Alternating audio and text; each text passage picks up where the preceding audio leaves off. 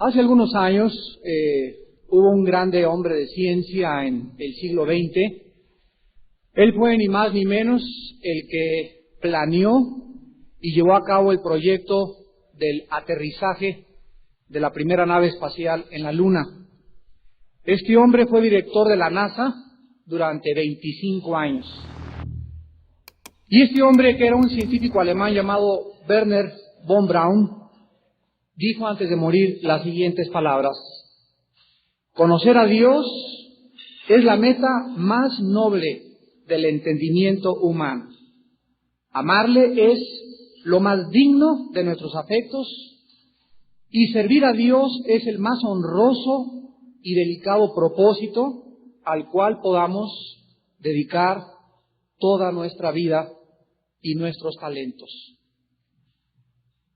Es maravilloso ver cómo hombres de ciencia como este científico alemán leyó la Biblia durante 40 años, murió con una paz que sobrepasa el entendimiento, porque tuvo el privilegio de conocer al Creador del universo, pero no lo conoció como un Dios lejano, como muchos de ustedes saben que existe nada más, sino que Wernher von Braun lo conoció como un Dios personal. Él tuvo una comunión con Él a través de la persona de su Hijo Jesucristo, y eso fue algo que transformó radicalmente toda su vida. Realmente creemos que no existe una aventura más maravillosa y emocionante que conocer a Dios. Cualquier manifestación del carácter de Dios o de la persona de Dios que no proceda de las Sagradas Escrituras es sólo una caricatura y una distorsión del verdadero Dios. Solo las Sagradas Escrituras nos proveen la revelación de el Dios vivo y verdadero que creó el universo y que envió a Jesucristo al mundo para que nosotros pudiéramos, a través de el Hijo de Dios, conocerle a Él de una forma íntima y personal. Cualquier conocimiento de Dios, repito, que no provenga de la Biblia es una distorsión.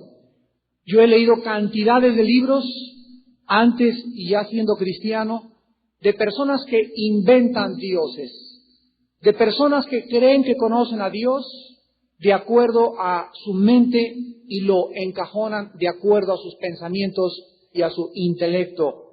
Sin embargo, la Biblia nos muestra que Dios se tuvo que revelar a nosotros, porque si no, nosotros nunca le hubiéramos podido conocer. Entonces, si tú estás buscando a Dios, si tú quieres saber si Dios existe, déjame decirte que no lo vas a encontrar en ninguna parte de este mundo, porque es necesario que Él se revele a ti. La Biblia nos muestra que si Dios no se hubiera revelado a nosotros, nosotros jamás le hubiéramos podido conocer. ¿Por qué? Bueno, hay diferentes respuestas a esta interrogante. Por ejemplo, en el libro de Job, capítulo 11, del 7 al 8, la Biblia dice: ¿descubrirás tú los secretos de Dios? ¿Llegarás tú a la perfección del Todopoderoso? Es más alta que los cielos, ¿qué harás? Es más profunda que el Seol, ¿cómo la conocerás? La Biblia dice que es imposible que tú trates de buscar a Dios en tu entendimiento, en tu sabiduría, en tu razonamiento limitado, porque la sabiduría y la perfección de Dios trasciende totalmente la finitud del intelecto y la mente del ser humano. El profeta Isaías escribió en el capítulo 55, versículos del 8 al 9, porque los pensamientos de Dios son más altos que los pensamientos nuestros. Los caminos de Dios son diferentes a los caminos de nosotros. Y nunca jamás nadie podrá alcanzar los pensamientos de Dios, ni conocer los caminos de Dios. Y como el ser humano no conoce los caminos de Dios, culpa a Dios y le dice: ¿por qué permitiste que mi hijo naciera retrasado mental? ¿Por qué permitiste que el huracán arrasara poblados y millones de personas murieran? tragedia azotara nuestra casa y el hombre, por ignorar los caminos de Dios, comienza a hacer deducciones equivocadas de la existencia de Dios. Dice el apóstol Pablo en su primera carta a los Corintios, capítulo 1, versículo 21, pues ya que la sabiduría de Dios, el mundo no conoció a Dios mediante la sabiduría, agradó a Dios salvar a los creyentes por la locura de la predicación. Yo he oído el testimonio de grandes hombres sabios, como Jean-Paul Sartre, Ingersoll, Sigmund Freud, Friedrich Nietzsche, Carlos Marx, Carlos Darwin, y todas estas personalidades que trataron de comprender a Dios y se estrellaron contra una pared porque ellos no entendieron que estaban tratando en su propia sabiduría de encontrar a Dios. Entonces la Biblia nos muestra que Dios se ha revelado. En otras palabras, si Dios no hubiera bajado al mundo, si Dios no hubiera caminado entre nosotros, si Dios no nos hubiera hablado con sus palabras simples, sencillas, naturales, jamás el ser humano hubiera podido conocer a Dios. Es por eso que los griegos tenían miles de dioses. Los romanos hicieron dioses a sus propios emperadores. Y ahora el ser humano del siglo XX, al no conocer a Dios, se ha convertido en Dios para sí mismo.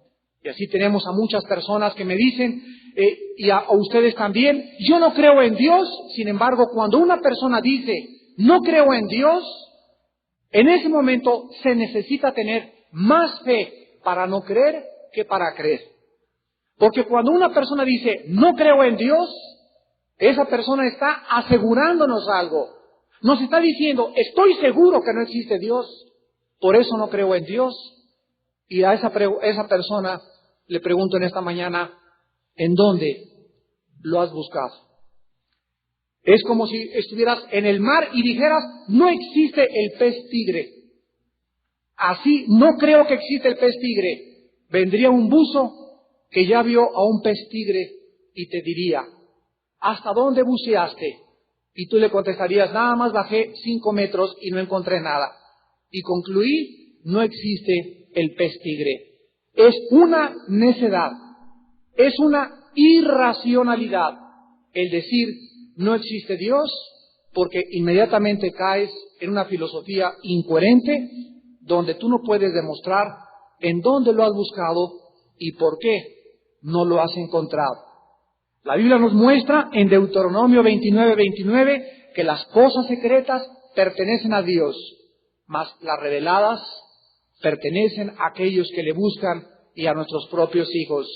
En otras palabras, hay misterios que el ser humano jamás podrá descifrar, porque tenemos que ubicarnos y entender que somos seres finitos, somos seres limitados, y el Dios creador es un ser ilimitado e infinito, y para comenzar a caminar con Él, es necesario que Él nos tome de la mano y que nosotros nos convirtamos como niños y que reconozcamos con humildad nuestra incapacidad y nuestra soberbia y permitamos que mediante la persona de su Hijo Jesucristo, Él nos comience a enseñar todos los misterios de la sabiduría y del conocimiento.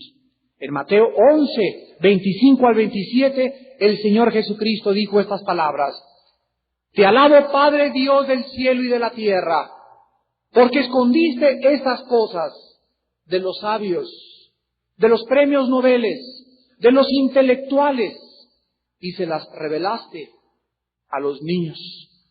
Las cosas de Dios no son reveladas a las personas muy inteligentes, aun cuando las personas muy inteligentes expanden más su inteligencia conociendo a Dios. Pero no se necesita que seas muy culto. Los pescadores que siguieron a Cristo eran hombres iletrados, eran hombres sin conocimientos intelectuales, y deliberadamente el Señor Jesús les escogió para que ellos pudieran avergonzar después a los sabios y a los entendidos, y pudieran, a través de su ingenuidad y de su ignorancia intelectual, prorrumpir en interrogantes con los fariseos, que más tarde decían: ¿de dónde han aprendido estos pescadores? Si son pescadores, cosas tan sabias, ¿cómo es posible que estos hombres ingenuos, deslustrados, como decía Cantinflas, e iletrados, hayan revolucionado por 350 años el mundo antiguo? Porque Jesucristo dijo: los misterios de Dios les son reveladas a las mentes humildes. La Biblia nos muestra también en Mateo 16, 17, que un día Jesucristo iba caminando con sus apóstoles y de repente les preguntó: ¿quiénes dicen los hombres que yo soy? Unos dijeron: pues dicen que eres el Che Guevara. Otros le contestaron: no, otros dicen que eres un grande gurú. Otros le contestaron: otros dicen que eres el maestro de la gran confraternidad universal. Y entonces Pedro se volteó a Cristo y le dijo: tú no eres ni el Che Guevara, ni el gran gurú, ni un grande iluminado, ni un gran Dios, sino que tú eres el Cristo, el Hijo del Dios viviente. Y en ese momento Jesucristo se volteó y le dice al apóstol Pedro: bienaventurado seas, Pedro, porque estas cosas no te las reveló carne ni sangre, sino mi Padre que está en los cielos. El apóstol Pedro, por una obra de iluminación divina, en un momento pudo conocer a Cristo como lo que Él era, Dios hecho carne.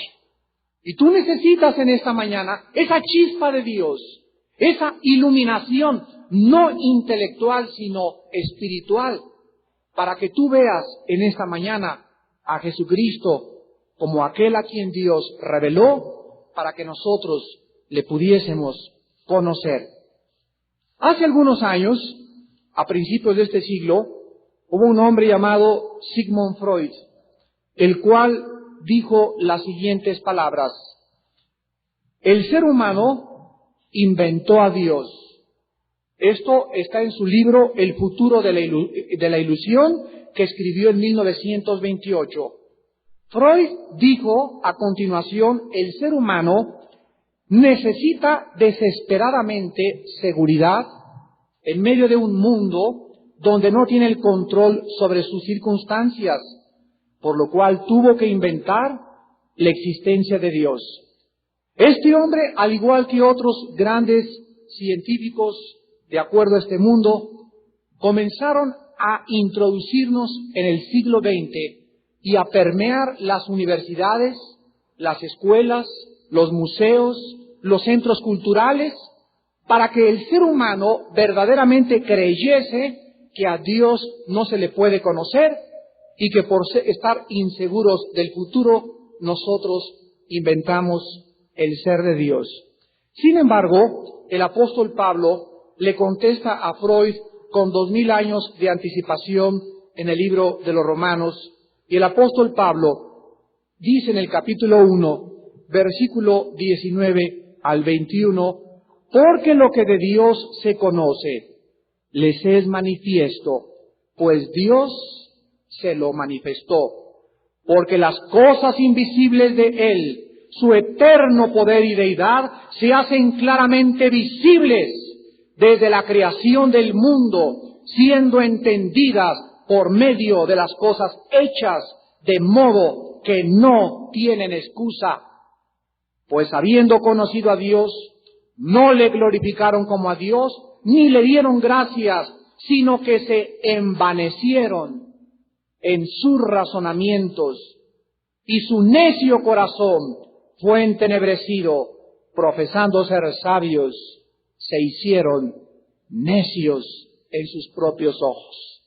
La Biblia nos muestra, pues, que Dios existe y que no es porque el ser humano haya estado temeroso del futuro, sino que simplemente al levantar los ojos en el cielo vemos un orden.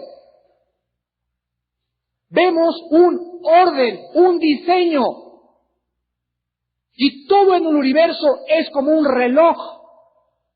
La Tierra tiene un movimiento perfecto, se traslada alrededor del Sol en un tiempo perfecto. La distancia de la Tierra al Sol es perfecta. 1 grado más de inclinación de la Tierra sobre su eje, no sería posible que pudiera existir la vida. El oxígeno de las plantas que producen, las flores que producen su aroma, las frutas que comemos, todo está armonizado y sincronizado. No es accidente.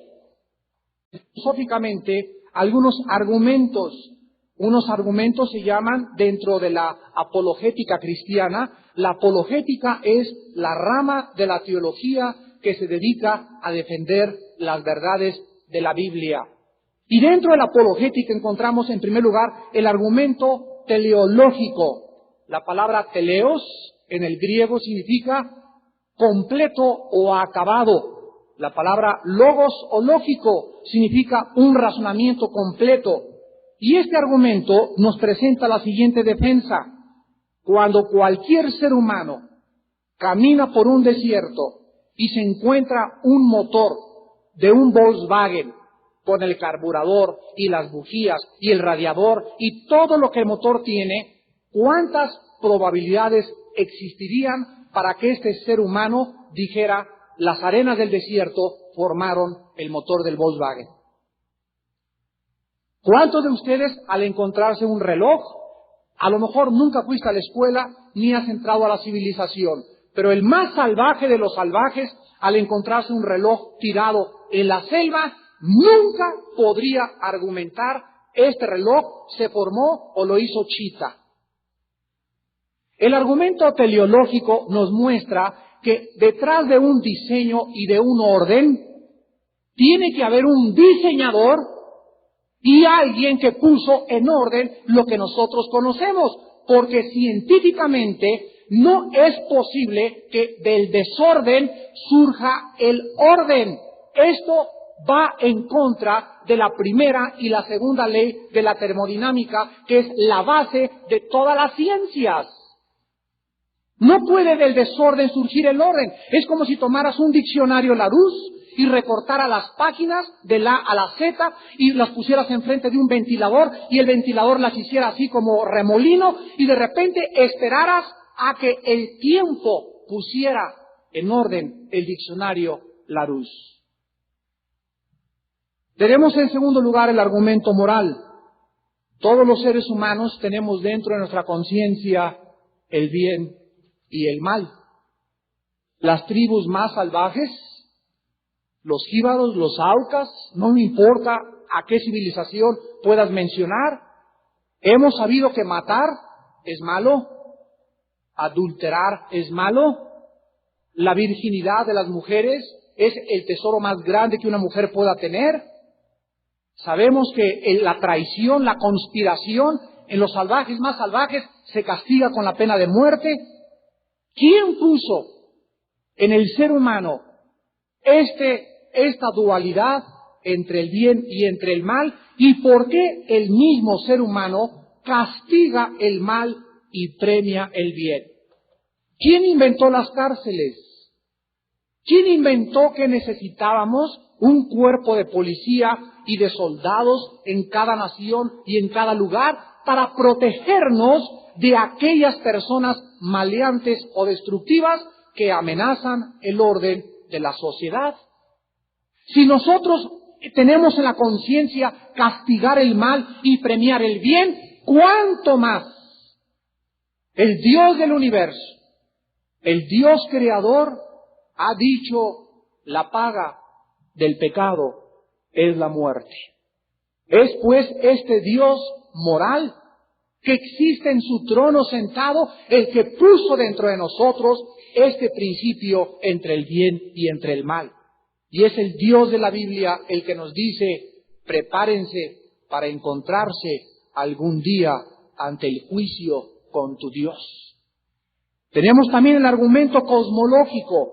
El argumento cosmológico es el argumento de causa o efecto. Científicamente todos sabemos que todo efecto tiene una causa. Y nosotros vemos que la causa de un espacio infinito tiene que ser infinita. La causa de la eternidad tiene que ser eterna. La causa del continuo movimiento tiene que ser poderosa.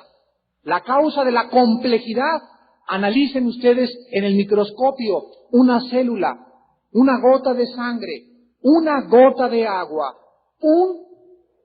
un pétalo de una rosa. Examinemos las cosas más pequeñas de la vida y la complejidad que existe es asombrosa, trasciende nuestra comprensión. Esta complejidad que existe en las cosas macroscópicas y microscópicas, lo mismo nos habla de que tiene que haber un diseñador ante estas maravillas, donde nosotros vemos cómo ahí en el agua se mueven miles de partículas y de seres minúsculos, microscópicos. En la sangre encontramos un grupo de partículas llamadas glóbulos blancos que son y tienen órdenes. ¿Quién dirige a los glóbulos blancos? ¿Quién les dice cuando yo sufro una cortada que se agrupen alrededor de la cortada y que como soldados comiencen a pelear e impedir que las bacterias y otros microbios invadan mi organismo? ¿Quién les da órdenes a los glóbulos blancos? ¿Quién les da órdenes a las neuronas del cerebro?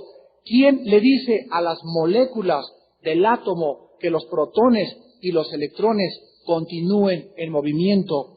Damas y caballeros, la ley de causa y efecto nos muestra que detrás de la complejidad y del continuo movimiento tiene que haber un diseñador y un poder sosteniendo la materia molecular. La causa de la conciencia tiene que ser personal, la causa de los valores éticos tiene que ser personal, y por eso encontramos detrás de estos argumentos cosmológicos que podemos demostrarles a ustedes que la peor necedad que existe es negar que alguien se encuentre detrás de una creación sobrenatural y maravillosa que nos rodea. Hace algunos años, un ateo estaba al borde de la muerte y comenzó a llamar y a gritarle a Dios diciendo: ¡Oh Dios! Si existes en este momento, te necesito. Otra persona se acercó y le preguntó a este ateo: oiga, pero si usted, señor Voltaire, nunca ha creído en Dios, ¿por qué a la hora de su muerte le pide ayuda? Y el gran ateo Voltaire, de acuerdo a las palabras de la persona que le estuvo cuidando durante 6 meses en su agonía antes de morir, Voltaire dijo antes de morir: bueno, si no existe un Dios, debe haber un Dios para los momentos en que estoy pasando. Dios existe, damas y caballeros, no solo porque no existe ninguna otra manera lógica, ni personal, ni racional para explicarlo todo, sino porque si tú no tienes al Dios verdadero en tu vida se va a caracterizar, escucha muy bien. La vida de las personas que niegan la existencia de Dios se tiene que caracterizar por las tinieblas. Número 1, aquello que no puedan demostrar científicamente, nunca podrán penetrar en ello mediante el espíritu. Alberto Einstein, el gran matemático y físico nuclear, dijo estas palabras: Dios no juega a los dados con el universo. La existencia de Dios es innegable, dijo Alberto Einstein, y si yo no creyese en Dios, sería un científico limitado. Les quiero citar algunas frases de algunos ateos, los más famosos que han existido, para que vean ustedes que la negación de Dios nos guía después de la confusión y las tinieblas, nos guía siempre, te guía a la desesperación. Decía Voltaire también: toda la humanidad es una masa de horribles criminales desafortunados, y el planeta no contiene más que cuerpos muertos. Hubiera deseado nunca haber nacido. El gran Renan Otro ateo dijo, vivimos en el perfume de un envase vacío. G. Wells escribió, no existe ninguna salida, ni alrededor, ni a través de la nada. Todo en la vida es un caos y vivimos un final. Roberto Ingersoll citó en su libro, la vida es un velo angosto entre el pico de dos eternidades. No miremos en vano, es un desperdicio mirar más allá de la vida. Mientras más gritemos, la única respuesta será el eco de un lloro amargo y desesperado. Bertrand Russell escribió, el ser humano es la causa que no tuvo ninguna previsión. Su vida, sus temores, su crecimiento, sus esperanzas, sus creencias no son sino el solo accidente de una colocación de átomos. Todo el heroísmo, las virtudes y los sentimientos humanos se quedarán solos en una tumba fría y seca. Y finalmente, el gran padre del existencialismo francés, Jean-Paul Sartre, dijo antes de morir, la vida es una náusea. La desesperación rige y controla al ser humano. No hay causa ni propósito para la vida fuera de la causa y el propósito que encontremos dentro de nosotros mismos. Damas y caballeros, todos los ateos, sin ninguna excepción, se caracterizan por la desesperación.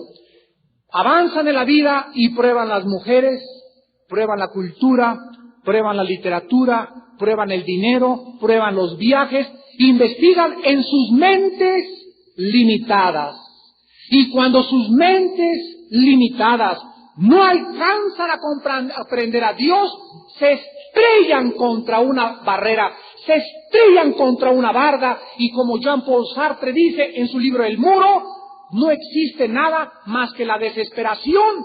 Veamos nosotros, en contraste a los pensamientos ateos, los pensamientos de los que conocieron a Dios. El rey David escribió en el Salmo 23, aunque ande en valle de sombra y de muerte, nunca tendré miedo porque tú estarás conmigo. Vean ustedes los grandes contrastes. Vean ustedes cómo la existencia de Dios y el conocimiento de Dios transforma nuestra vida y nos libra del temor. El apóstol Pablo en su segunda carta, en el capítulo 4, del 7 al 8, escribe, he peleado la buena batalla, he acabado la carrera, he guardado la fe, por lo demás me está guardada la corona de justicia, la Señor juez justo en aquel día, y no solo a mí, sino también a todos los que aman su venida. He aquí un hombre en el preámbulo del Coliseo romano, un hombre a punto de ser echado a las fieras, y no gritó como Sartre, ¡qué desesperación, me van a comer los leones!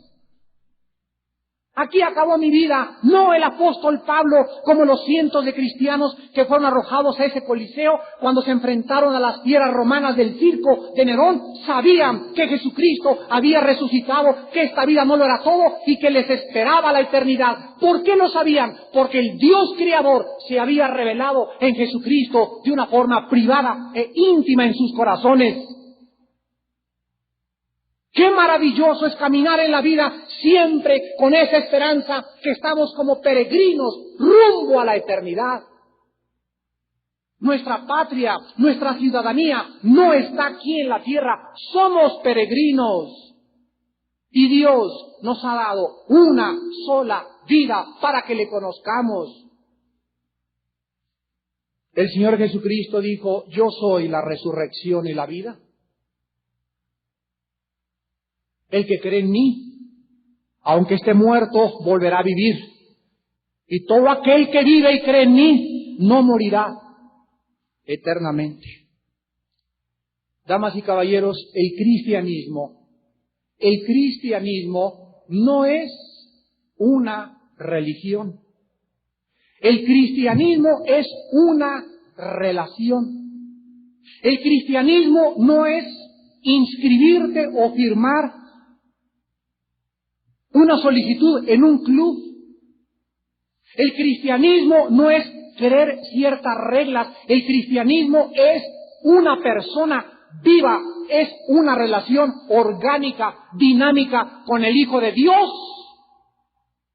Tú puedes ser católico sin ser cristiano, tú puedes ser protestante sin ser cristiano, tú puedes ser mormón o testigo de Jehová. Tienes una religión, formas parte de una organización, pero tienes que formar parte del organismo de Cristo. Necesitas descubrir a Cristo dentro de ti para que Jesucristo en tu corazón se manifieste y comiences a tener una relación íntima con su persona resucitada. Hasta que tú no tengas ese encuentro personal con Cristo, hasta que tú no lo pruebes en tu vida, no dejarás ni pasarás de ser una persona religiosa.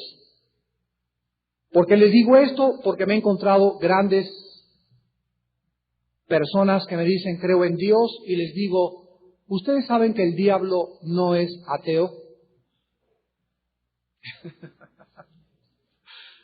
No vengo a decirles crean en Dios, sino crean a Dios. Yo conozco cientos de gente que creen en Dios, pero viven como si no existiera. Y estas personas son peores que los ateos. El problema del ser humano no es que el ser humano necesite creer en un Dios. Los romanos creían en miles de dioses. Calígula hizo Dios a su caballo. Dios nos dice en la Biblia que creamos a aquel en quien Él envió. Jesucristo dijo, el que me ha visto a mí, ha visto al Padre, porque yo y el Padre uno somos. Juan 10 y Juan 14, del 6 al 8. Ahora nosotros vemos que la Biblia nos define a este Dios. Tú en esta mañana me dices, bueno, yo no soy como Jean-Paul Sartre, ni como Ingersoll, porque yo creo en Dios. Pero hay un problema muy grave con las personas que creen en un Dios.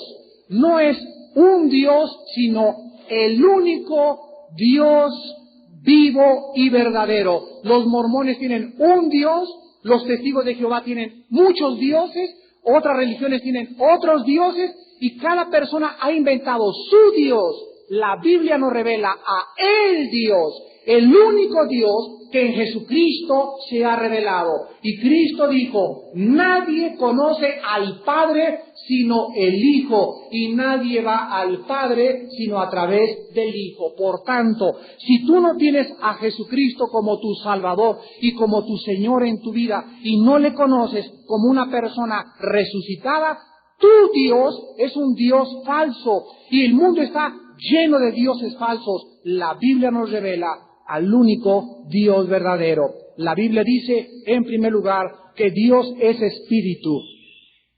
Dice Números 23:19, Dios no es hombre. Él no tiene un cuerpo como el que tú tienes, ni un cuerpo como el que yo tengo.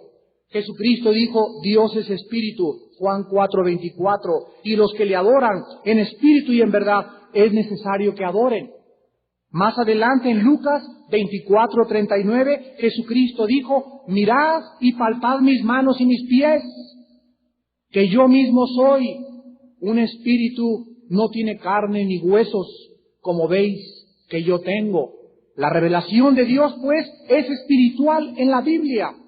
Y como Dios es espíritu, Él habita en una dimensión diferente a la dimensión que nosotros habitamos, aunque Él puede introducirse al mundo tridimensional en el cual nosotros vivimos a través del espíritu. Entonces, si Dios es espíritu y yo soy espíritu, alma y cuerpo, no puedo conocer a Dios mediante mi alma o mi mente, sino que si yo quiero hacer contacto con Dios, no puedo en mi físico limitado alcanzar a Dios. Entonces Cristo dijo que si el Espíritu Santo entra a mi vida, el Espíritu Santo me va a hacer volver a vivir espiritualmente. Y cuando mi espíritu, porque la Biblia enseña que todos nacimos muertos espiritualmente por el pecado. Cuando tú te arrepientes de tus pecados y recibes al Espíritu Santo, el Espíritu Santo vivifica tu espíritu dentro de ti y tu espíritu comienza a despertar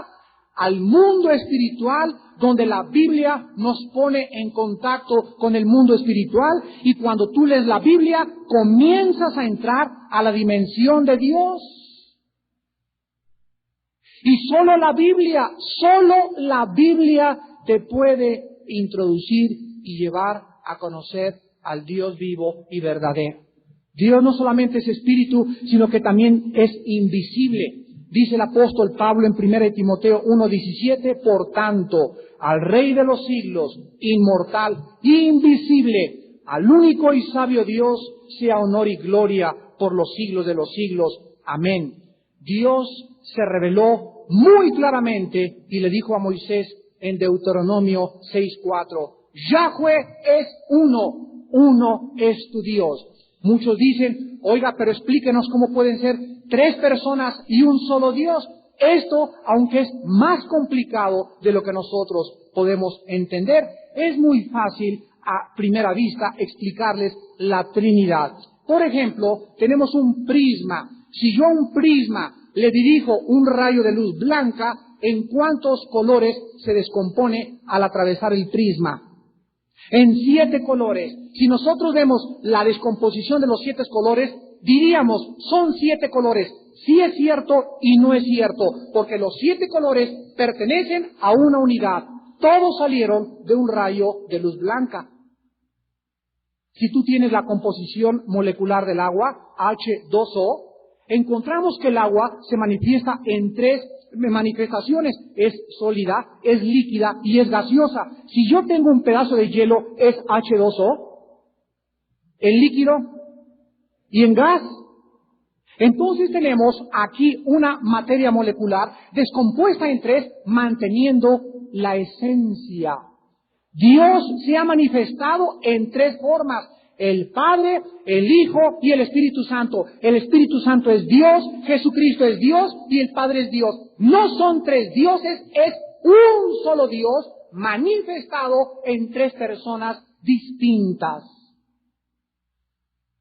Dios, pues, de acuerdo a la palabra de Dios, es un Dios trino. Y nosotros encontramos también que Dios es omnipresente. ¿Qué significa esto? Que Dios se encuentra presente al mismo tiempo en todos lados. Yo recuerdo, antes de ser cristiano, que me llevaba mi abuelita y me enseñaron desde niño que al entrar a un edificio, al entrar a ese edificio, ahí estaba en ese edificio Dios. Y en el edificio nadie podía hablar, nadie podía gritar, porque se pedía respeto y reverencia, porque ahí estaba Dios. Y al salir del edificio, como que la atmósfera cambiaba, como que me sentí un poco más así, qué bueno, por al entrar ahí adentro del edificio, me portaba bien y ponía cara de San Martín de Porres, que no rompía ni un plato, y me enseñaron que ahí estaba Dios.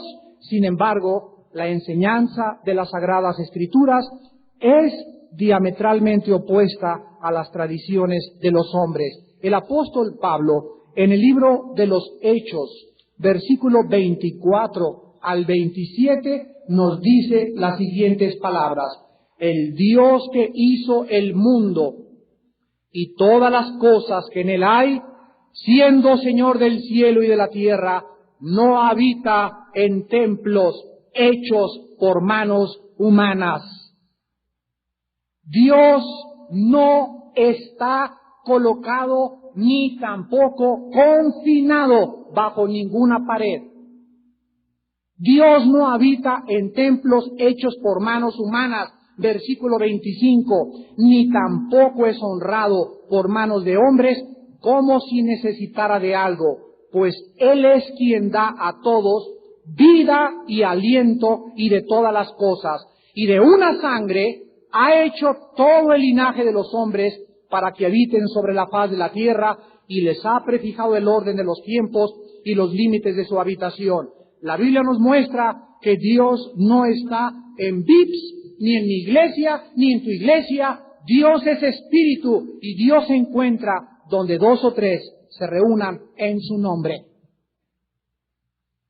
Entonces, qué grande equivocación llamarle a nuestra iglesia, vamos al templo.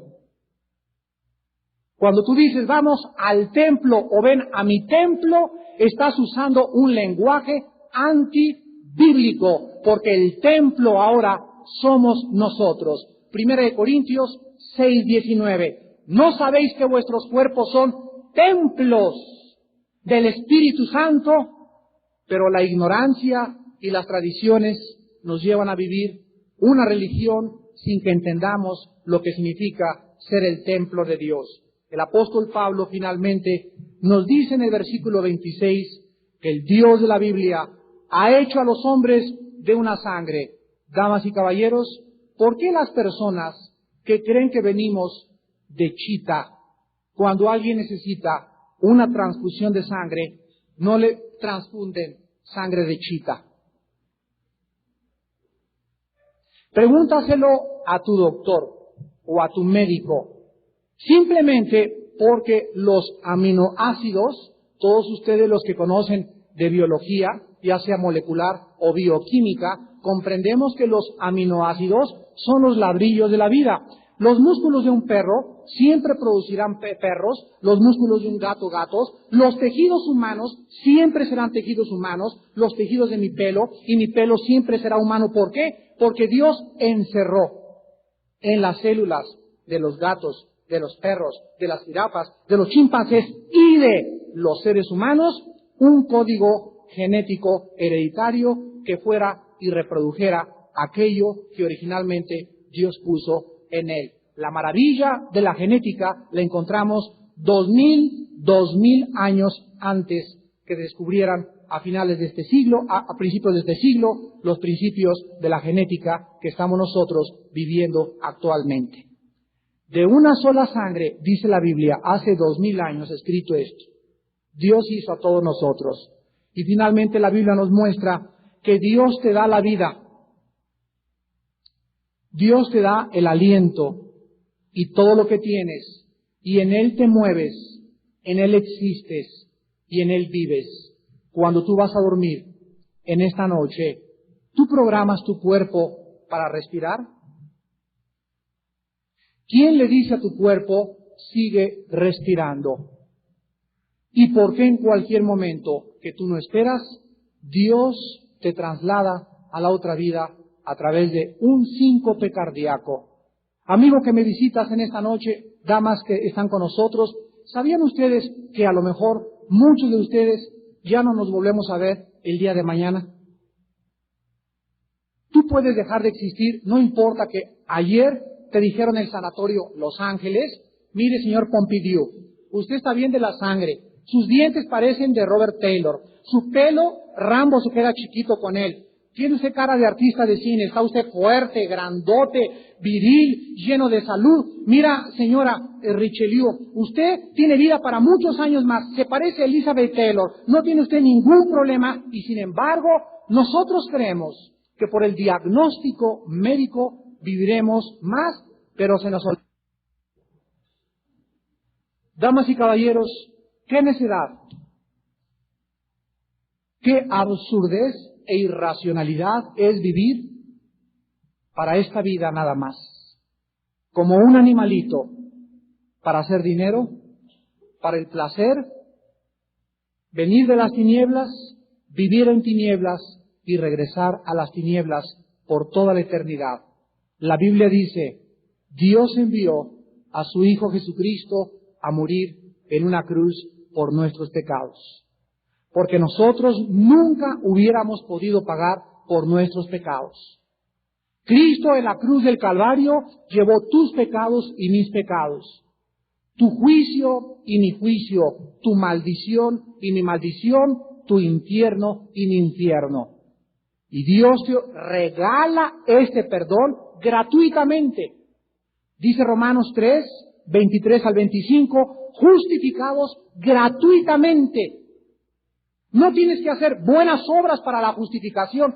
Después de la salvación vienen las buenas obras, pero a través de las buenas obras nadie puede recibir la salvación. Y Dios te ofrece en esta mañana las manos taladradas y perforadas de Jesucristo. Y Jesús dice, aquí vengo pronto y mi galardón conmigo para recompensar a cada quien según su obra. La Biblia dice, arrepiéntanse, arrepiéntete ya de tu fornicación, deja a tu amante, dejen de robar, dejen de ver pornografía, dejen de traficar, dejen de evadir impuestos. Ustedes son seres humanos responsables, morales, y algún día vamos a dar cuentas a Dios. Tú puedes abandonar a tu esposa y a tu hijo en esta mañana. Haz lo que quieras, dice Dios. Vete con tu amante, vete a España, vete a Tequesquitengo, deja a tus hijos, abandona a tu familia, pero te vas a encontrar con el juicio. Y tus pecados te tienen que alcanzar tarde o temprano. Mujer vanidosa que me escuchas, viviendo en vanidades ilusorias, ya deja tanto de invertir en joyas y en pintarte tanto y en tantos viajes y en que tu cougar y que si que el otro y que te vas a España y que te vas a Europa y con tus amigas. El otro día me encontré una conversación ahí en unos baños de vapor, puras mujeres de 50, 60 años platicando de sus galanes. Es un degeneramiento, es una inmoralidad donde todo el mundo quiere solamente vivir superficialmente. ¡Qué vana es la vida del hombre!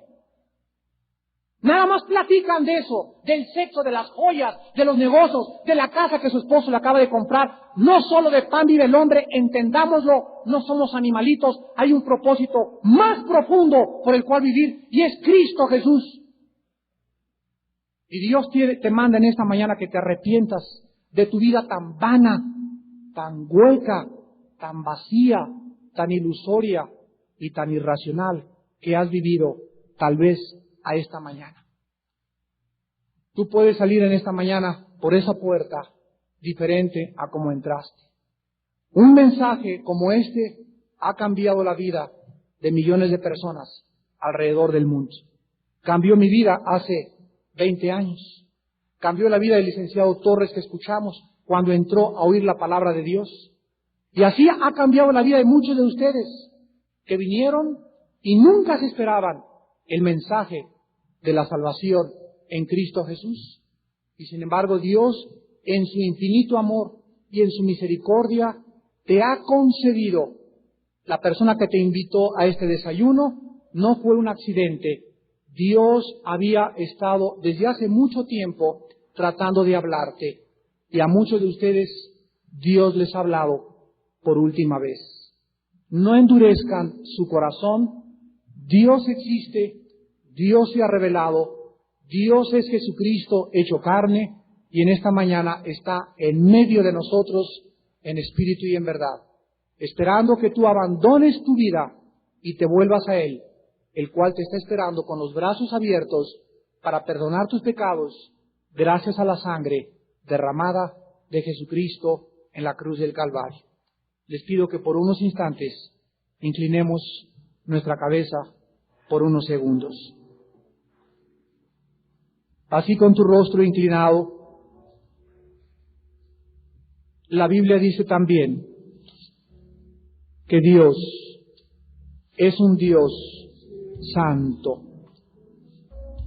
¿Quién como tú, oh Jehová, magnífico en santidad? Y los serafines en el cielo decían, santo, santo, santo, Jehová de los ejércitos. Toda la tierra está llena de tu gloria.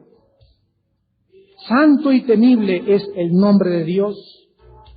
No hay santo como Jehová, porque no hay ninguno fuera de ti. Sean santos, dice la Biblia, como el Dios de la Biblia es santo también. Y sin santidad nadie podrá ver a Dios. En esta mañana, ustedes que nos visitan por primera vez, o tal vez ya has venido anteriormente a otras conferencias, tú tienes en esta mañana que hacer la paz con Dios. Tienes que reconciliar tu vida con Dios. Tienes que creer a Dios. No solo creer en Dios, sino lo que Él ha dicho acerca de la persona de su Hijo Jesucristo. Y Jesucristo dijo, nadie va al Padre si no es por mí, porque Él es el camino, la verdad y la vida. ¿Qué tengo que hacer, me preguntarás, para hacer la paz con Dios esta mañana? ¿Para comenzar una nueva vida? ¿Para traer a mi vida propósito y razón? ¿Para salir de la desesperación y de las tinieblas? Número 1, arrepiéntete. Arrepiéntanse de sus pecados. Reconoce que has vivido lejos de Dios. Reconoce que no puedes seguir viviendo la vida que llevas. Porque si tú murieras en este día, imprevistamente, la paga del pecado es la muerte. Dios no puede ser burlado. Todo lo que el hombre siembre, el hombre recogerá. Arrepiéntete de tus pecados. Número 2, cree en Jesucristo. No como un gurú y como un gran iluminado, sino cree en Jesucristo como el único Salvador, el Mesías, el Cristo de Dios, el único que puede pagar por tus pecados y el único que puede en esta mañana darte la vida eterna. Y en tercer lugar, de una forma simple e inocente como un niño, ábrele tu corazón y recíbele en tu vida como Señor y Salvador. Y ahí desde tu lugar, con tu rostro inclinado, dile a Dios estas palabras. Mi Señor y mi Dios, perdóname, me arrepiento de mis pecados, porque tú eres un Dios santo. Gracias por pagar por mis pecados, porque yo nunca hubiera podido pagar por ellos. Pero tú, el Dios de la Biblia, el Dios y Padre de Jesucristo, enviaste a tu Hijo a este mundo hace 2000 años, para que en la cruz del Calvario abriera sus manos y me dijera, te perdono. Aunque no lo mereces, te perdono. Te perdono por cuanto has creído que yo soy el Cristo, el Hijo del Dios viviente. Padre Santo, recibo a Jesucristo como mi Señor. Lávame con tu sangre preciosa. Perdona mis pecados y dame la vida eterna. Todo esto te lo pido y te doy las gracias, porque en esta mañana he conocido que tú eres Dios, en el cielo, en la tierra y debajo de la tierra, y hoy salgo contigo en mi corazón, en el nombre de Cristo. Amén.